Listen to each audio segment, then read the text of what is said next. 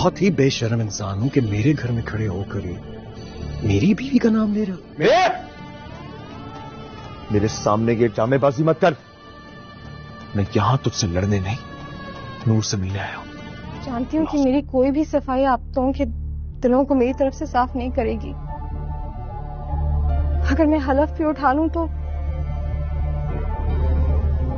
آپ سب کی نظر میں معتبر نہیں ہو جاؤں گی. میں صرف اتنا کہنا چاہتی ہوں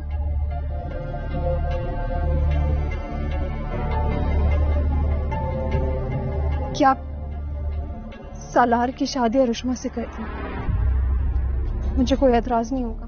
سالار لور پر اپنی بلیک میلنگ سے اس قدر دباؤ ڈال چکا ہے کہ اب لور بیچاری کو سمجھ ہی نہیں آ رہا وہ کیا کرے اور کیا نہ کرے. اگر وہ اس کی بات مان لیتی ہے تو بھی وہی بری بنے گی. اگر وہ اس کی بات نہیں مانتی، سالار پہلے ہی اسے طلاق کی دھمکی دے چکا ہے. اس لیے اب لور مزید سالار کی بلیک میلنگ میں نہیں آنا چاہے گی اور ہمت کر کے اپنی پھپھو سے ہی دے گی وہ سالار کی شادی ارشما کے ساتھ کروا دے.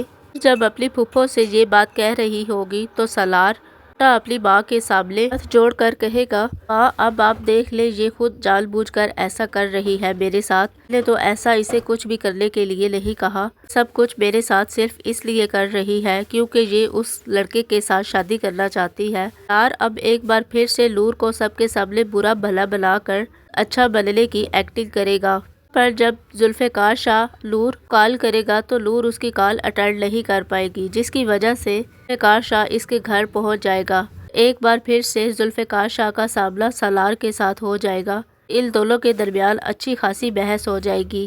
سالار کی حرکتوں اور باتوں کی وجہ سے تو ذوالفقار شاہ اپنے غصے پر کنٹرول ہی نہیں رکھ پائے گا.